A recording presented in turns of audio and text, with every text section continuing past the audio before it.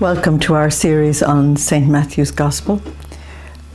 In this segment, we are looking at Matthew chapter 26, and we're going into the Passover of Jesus. This is a very big subject, and I'll try and give you some kind of insight into it. First of all, the Passover had been celebrated since the time of Moses, and everybody in Jerusalem on this particular night would be celebrating the Passover of Moses. But when we come into the supper room with Jesus, we are not celebrating the Passover of Moses. Jesus transforms it completely so that we're actually dealing with the Passover of Jesus. But we need to do some kind of a little comparison between the two of them.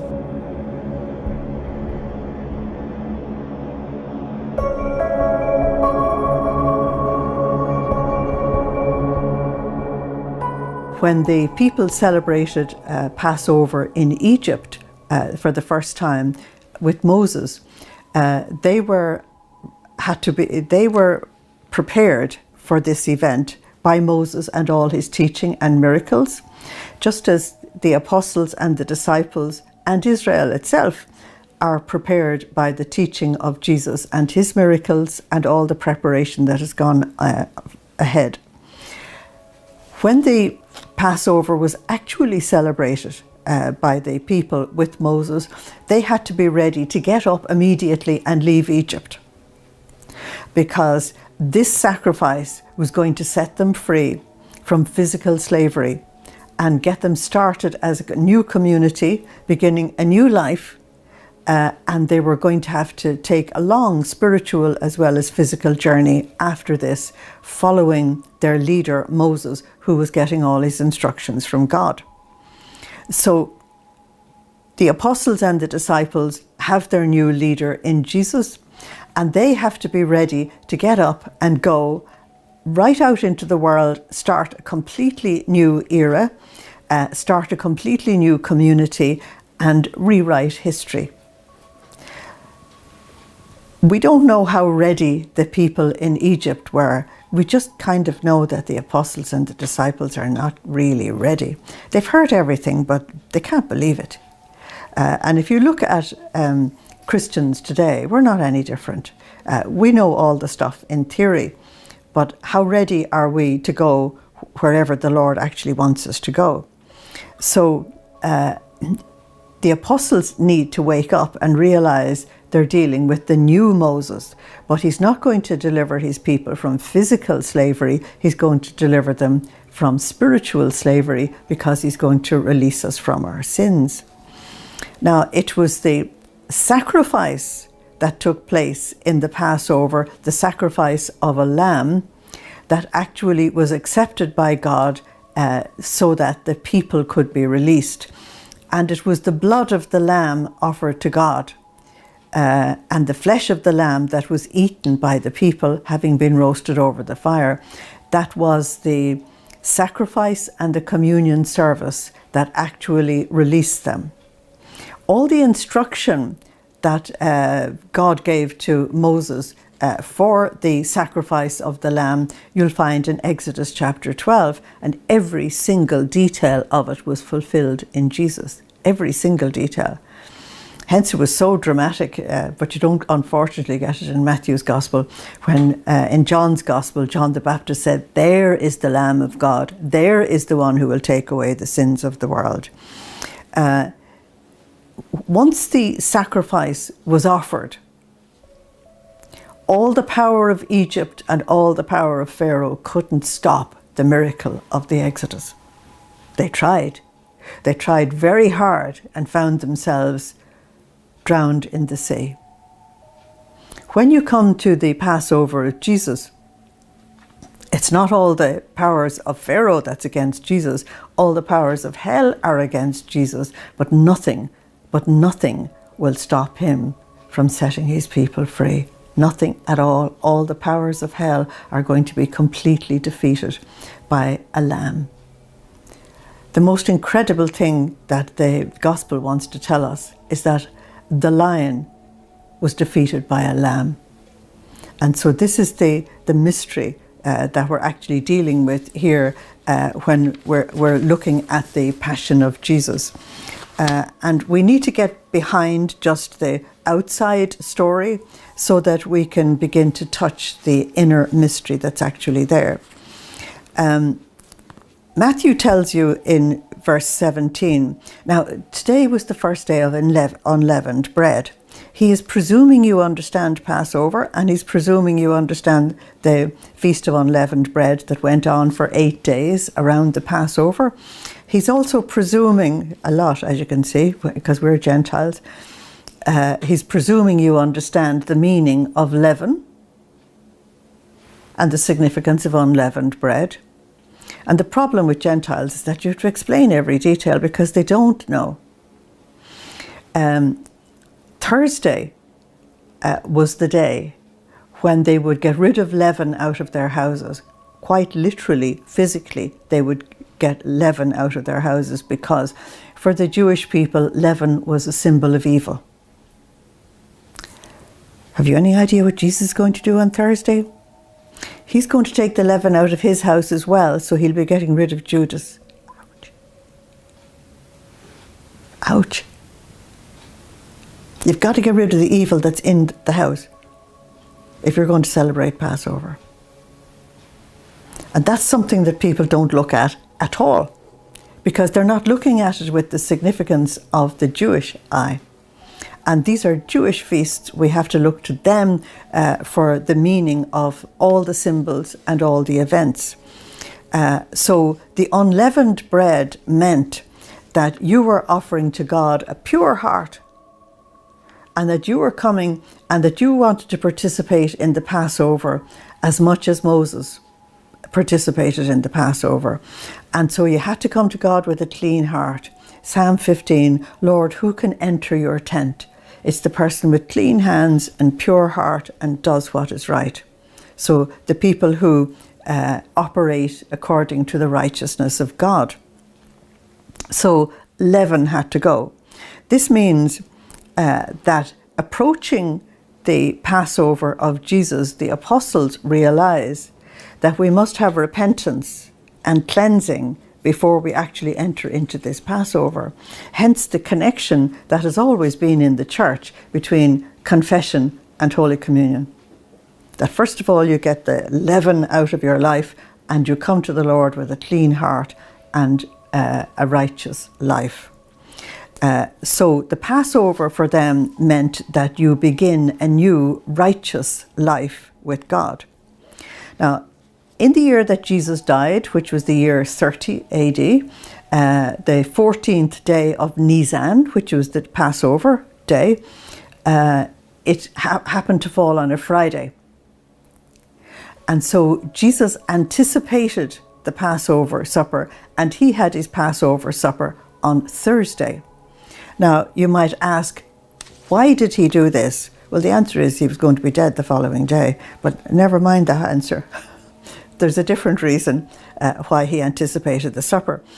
It was incumbent on all Jewish men, no matter where they lived, that they had to come to Jerusalem for the Passover. So they came in from Asia Minor, which is Turkey. They came in from Syria, which is on the northeast of Israel.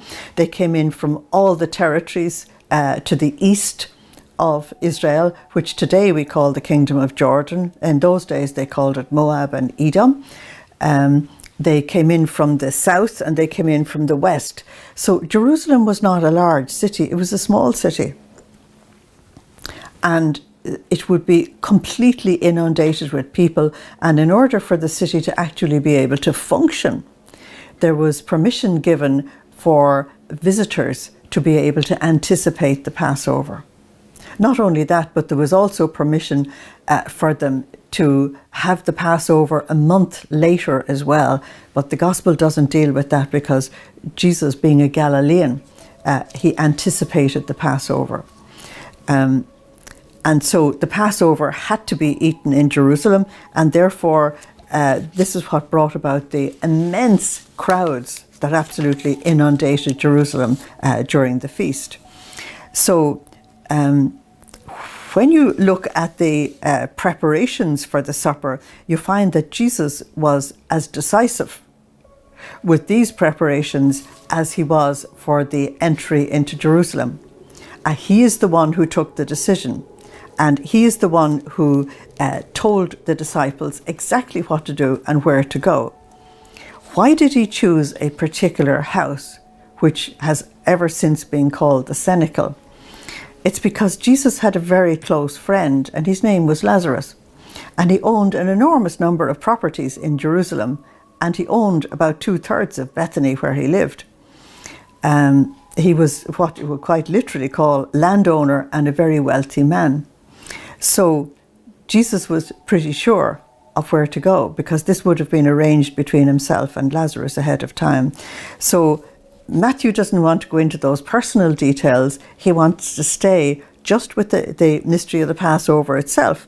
So in verse 18 you have, go to so-and-so in the city and say to him, the master says, my time has come. Now only somebody very close to Jesus would know that this particular Passover was his kairos time.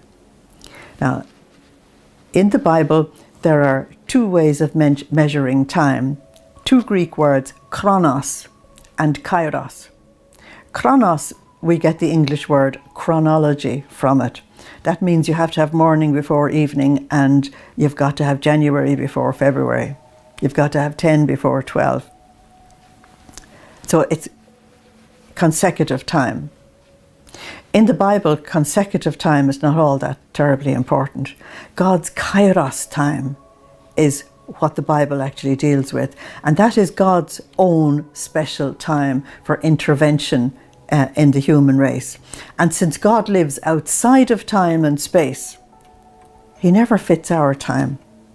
For example, he came, according to us, too late for Zachariah and Elizabeth. They were old and they weren't able to have a baby. And they came too early for Mary because she hadn't yet actually gone to live with her husband. So God's kairos time doesn't fit with our chronos time. It just doesn't fit. And so you have Jesus saying, my time is near. In other words, this is going to be the greatest intervention of God in history. And whoever it is that he's addressing knows this. And he said, it's at your house I want to celebrate the Passover. So this would be an enormous privilege for the person who actually owned the house. I'm keeping my Passover with my disciples. Okay, so the Passover is chosen for this particular place.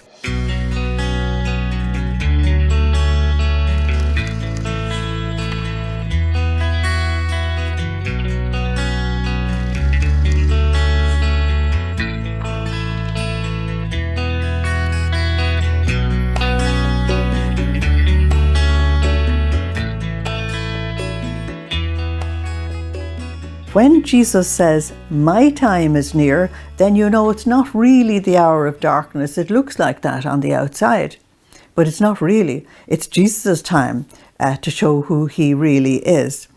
And this statement, my time is near, is unique to Matthew. It's not in Mark or Luke. And it's very close to the statement in John's Gospel about my hour. Okay? So what Matthew wants you to hear is that the passion and death of Jesus is not a tragedy. Something is a tragedy if it produces no good results. But if something produces the redemption of the world and releases God's forgiveness and mercy to the entire human race, you cannot call that a tragedy. And if the events actually overcome the four great enemies of the human race, sickness, sin, death, and hell, that's not a tragedy. So we're looking at very mysterious events, and we have to penetrate their mystery. And we have to realize that Jesus willingly laid down his life because he knew what he could do with it. If you want to understand Jesus all alone facing the powers of hell, then you need to go back into the first book of Samuel, chapter 17. where you meet a very prophetic event. And it's the confrontation between David and Goliath. Goliath is described as hugely tall, a giant, armed from head to foot. He is a warrior since his youth, and he's faced with a teenager who has no covering on his body except a little loincloth, and who has absolutely no weapons except a stone and a sling. And that confrontation between power and nothingness is what you're looking at in the gospel. Because in that confrontation, Goliath represents Satan and all the power that he can muster, and all the powers of the earth that he can get on his side. And David represents the Lord, who has nothing on his side except humility and love and trust in God. And the great moment in that confrontation between David and Goliath was when David spoke to Goliath and said, "You come against me with sword and spear and javelin, but I come against you in the name of the Lord our God." And Goliath was dead in minutes. The name of the Lord our God, Hashem. To this very day, the Jewish people call God Hashem, the name. And so David said, "I am bringing in the power of God to deal with you." And that is the key to looking at all the events of the Passion of Jesus, that the powers of hell pit themselves against the power of God, but that the weapons that Jesus uses to deal with Satan are weapons that Satan cannot understand. Like Goliath could not understand this young man standing in front of him completely unprotected, with apparently nothing with which to go into this battle. And Satan couldn't understand humility, poverty, meekness, love. He couldn't understand that. They were weapons that were totally beyond his ability to deal with. And so before we actually go into this battle, I just remind you again, because we've heard all of this in the gospel. You're going to hear the gospel repeated back to you all the time in the Passion, because the Passion is given to us in great detail, not for us to linger on the torture of Jesus, not at all, but to get us to understand the meaning of the gospel, because the gospel is going to be revealed throughout this entire Passion. It's not what it seems. So if we only stay on the outside, we miss everything. And one of the things we have to remember is that the Passion of Jesus is end time for Israel. And the covenant of Moses and the Mosaic era are going to be finished, closed on the cross, end of. And the era of Jesus, the era of redemption, the era of love and mercy, is going to be launched from the cross, not from anywhere else. And so it just isn't what you think it is. So the very first thing Matthew tells you that happens at this meal is quite shocking. In fact, everything about this meal, this Passover meal, was quite shocking. I don't think anybody digested anything at this meal. It was just shock after shock after shock. The first thing, and this is in verse 20, when evening came, he was at table with his 12 disciples. And while they were eating, he said, "I tell you solemnly, one of you is going to betray me." They were all greatly distressed. One of us. They couldn't believe it. They all knew they were weak and that they failed him and they didn't half understand what he was saying and what he was trying to get at and everything, but betraying you. Betrayal was the worst sin you could commit against anybody. And according to the Jewish people, it was literally unforgivable. Nobody would ever talk to you if you had betrayed anybody. You would just be completely set aside. One of you is going to betray me. This is the Apostolic College. They were greatly distressed. And they started saying to him, "Not I, surely, Lord." One after the other. Probably beginning with poor Peter. The culprit is totally silent. He doesn't say, "Not I, surely, Lord."